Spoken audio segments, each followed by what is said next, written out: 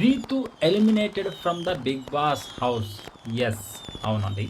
రీతు అయితే ఈరోజు ఈవినింగ్ కాదు, రేపు అనగా సండే రీతు అయితే బిగ్ బాస్ హౌస్‌లో నుంచైతే బయటికి రావడం అయితే జరుగుతుంది. మొత్తానికి బిగ్ బాస్ చరిత్రలో రీతుకి స్టార్టింగ్ నుంచి నెగటివిటీ అయితే చాలా భయంకరంగా వచ్చింది. ఈ అమ్మాయి స్టార్టింగ్‌లోనే ఒక 2, 3 వారాలో, 4 వారాలకి ఎళ్ళిపోవలసిన అమ్మాయి లాస్ట్ వరకైతే వచ్చింది. సో, దానికైతే హ్యాట్స్ ఆఫ్ చేసుకోవచ్చు. బట్ ఏందంటే, ఈ అమ్మాయి ఓటింగ్ చూసినట్లయితే సుమన్ కన్నా టాప్‌లో ఉంది. సుమన్‌కి ఓటింగ్ డిఫరెన్స్ చూస్తే ఇంత కొంచెం డిఫరెన్స్ ఉంది. బట్ రీతుని ఎలిమినేట్ చేయడానికి రీజన్ ఏమిటంటే, స్టార్టింగ్ నుంచి నెగటివిటీ అయితే బాగా వచ్చింది. సో, ఆడియన్స్ కూడా చాలా నెగటివిటీగా ఉన్నారు బిగ్ బాస్ షో మీద. ఇంకా ఎందుకు రీతు ఆడే ఉంది, పంపించండి బయటికి అని. సో, మొత్తానికి బిగ్ బాస్ టీమ్‌కి కూడా తెలుసు.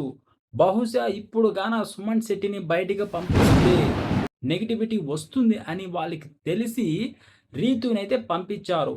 కానీ రీతు గత 2 వారాల నుంచైతే తన టాస్క్‌లో కానీ, ఆ అమ్మాయి 100% ఇస్తుంది. సో, ఎఫర్ట్స్ బాగా పెడుతుంది. సో, ఆ అమ్మాయి బయటికి రావడం, ఆ అమ్మాయి కూడా ఊహించుండదు. ఎందుకంటే అనుకోనుంటది ఏమని? మనకి ఓట్ బ్యాంకింగ్ ఉంది. మనం బాగా ఆడుతున్నాము. సుమన్ గాని, సంజన గాని అయితే ఎళ్ళిపోతారనైతే అనుకున్నది. కానీ ఫైనల్‌గా ఇక్కడ ఉల్టా కాదు పుల్టా అనైతే బిగ్ బాస్ చూపించాడు.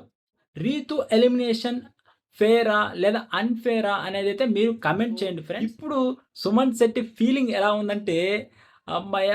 నా ఫ్యామిలీ సేఫ్ అంటున్నాడు సుమన్ శెట్టి. సంజన గారు కూడా నేను సేవ్ అయిపోయాను. చాలా హ్యాపీగా ఉందనైతే వాళ్ళైతే అనుకుంటూ ఉన్నారు. ఎందుకంటే రీతు ఫస్ట్ నుంచి సేవ్ అవుతూ వచ్చింది.